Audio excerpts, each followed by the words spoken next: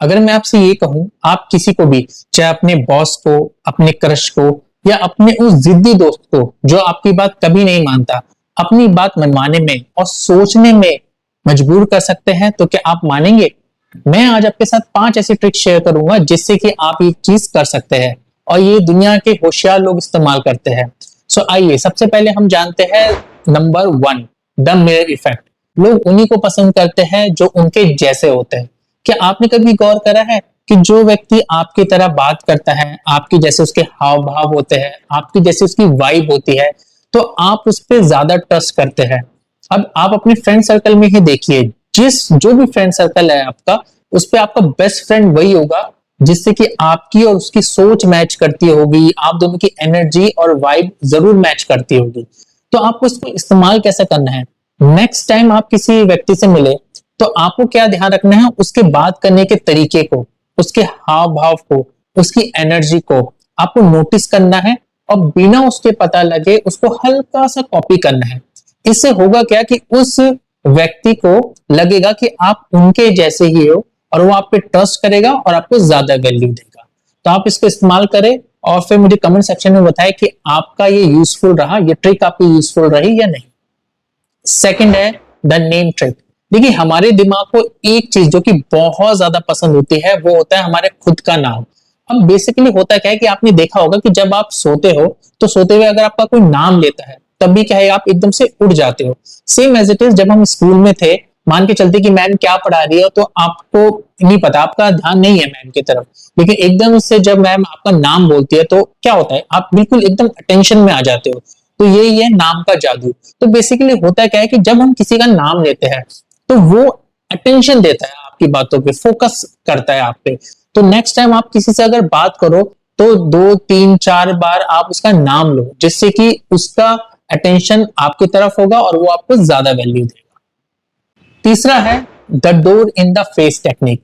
अब ये एक निंजा टेक्निक है। बेसिकली इसमें होता क्या है, जैसे मान के चलते कि हम किसी से कोई बात मनवाना चाहते हैं, तो सबसे पहले हम उससे कुछ ऐसी चीज रिक्वेस्ट करेंगे जो कि हमको भी पता है कि वो मना कर देगा। देन इसके बाद हमें उससे वो चीज रिक्वेस्ट करनी है जो कि हम एक्चुअली में चाहते हैं और जो कि उससे छोटी हो। एक एग्जांपल के तौर पर समझते हैं, मान के चलते हैं कि मुझे 1 वीक का ऑफ चाहिए, तो मैं मैनेजर को अपने बोलूंगा कि देखो भी मुझे ना 1 मंथ का ऑफ चाहिए, प्लीज आप मुझे ये दे दे, परमिशन दे दे। देन वो उसको रिजेक्ट कर देगा। उसके बाद मैं उसको बोलूंगा कि ठीक है, अगर आप 1 मंथ का नहीं दे पा रहे मुझे ऑफ, तो आप मुझे कम से कम 1 वीक का ऑफ दे दो। तो ऐसे में 1 वीक का ऑफ लेना उसके लिए एक नॉर्मल सी बात उसको लगेगी और वो चीजों को अप्रूव कर देगा। तो कहने वाली बात यह है कि जब भी हम किसी से बड़ी चीज मांगते हैं और वो व्यक्ति मना करता है, और उसके बाद अगर हम उससे कोई छोटी चीज मांगते हैं, तो उसका माइंड भी एक तरीके से गिल्ट पे होता है कि ठीक है, मैंने इसको ये चीज मांग रहा था, ये चीज नहीं दी, तो चलो कम से कम मैं ये चीज तो दे देता हूँ। इसको बहुत सारे सेल्स पर्सन भी यूज करते हैं। तो आप भी इस ट्रिक को यूज कीजिए और फिर मुझे बताइए कि आपको कैसे रिजल्ट मिले। चौथा है the power of because. Harvard में एक मशहूर स्टडी हुई जिसमें देखा गया कि लोग लाइन में खड़े हुए हैं और कुछ व्यक्ति पीछे से आगे जाने की कोशिश करते हैं, और वो रीजन देते हैं कि मैं आज जल्दी जाना है क्योंकि मुझे हॉस्पिटल जाना है, मुझे जल्दी जाना है क्योंकि मेरा एग्जाम है, क्योंकि XYZ।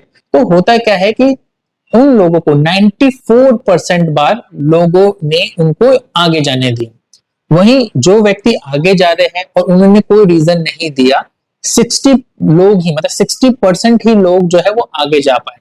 तो अगर कोई रीजन दे रहा है तो 94% बार वो आगे जा सका। तो इसका मतलब क्या है? देखिए, हमारे माइंड को हमेशा रीजंस चाहिए होते हैं। अगर आप किसी से कोई बात अपनी शेयर करना चाहते हैं, या मान के चलते कि आज आप ऑफिस में लेट हो गए, तो आपको किस तरीके से बोलना है? आपको बोलना है कि आज मैं लेट हो गया क्योंकि बहुत ट्रैफिक जाम था, ऐसा हो गया क्योंकि ये। बेसिकली होता है कि हमारे माइंड को रीजन चाहिए होता है, और चाहे वो कितना भी फालतू की ना हो। एक बहुत ही जादू चीज है और बहुत ही कॉमन चीज आपको लगी होगी, एक बार आप इसे यूज करें और खुद देखिए। पांचवा है द यस लैंड।